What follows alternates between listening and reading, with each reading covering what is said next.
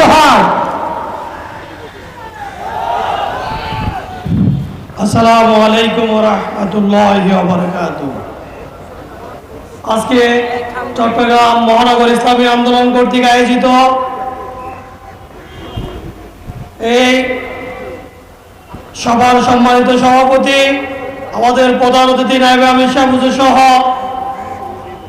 মঞ্চে যারা আছেন সকলের প্রতি আমার সালাম যাপন করে আমি কিছু কথা বলতে চাই।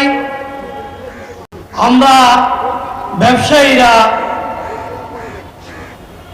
যথাসাধ্য স্বাধীনভাবে ব্যবসা করতে চাই এবং ব্যবসায়ী যখন স্বাধীনভাবে ব্যবসা করবে রাষ্ট্রের অর্থনীতি, রাষ্ট্রের সাধারণ মানুষ ভালোভাবে দুইটা ডালমুট খেতে পারবে এবং ব্যবসায়ীদের দ্বারা রাষ্ট্রের অর্থনীতি শক্তিশালী হবে।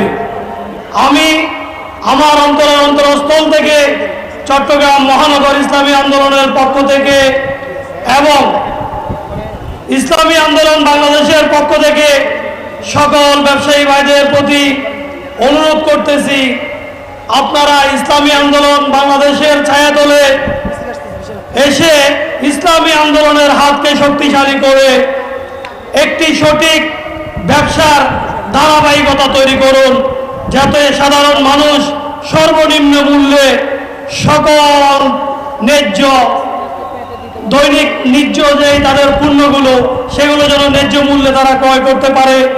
এবং আশা করি ইসলামী আন্দোলন বাংলাদেশ একটি স্বচ্ছ রাজনৈতিক দল, এই রাজনৈতিক দলের আওতায় আমরা নিজেদেরকে এই রাজনৈতিক দলের ছায়াতলে এনে ব্যবসা প্রতিষ্ঠা পরিচালনা করলে আগামীতে আমরা লাভবান হব। আমার এই আলোচনা এখানেই শেষ করছি। আসসালামু আলাইকুম ওয়া রাহমাতুল্লাহ।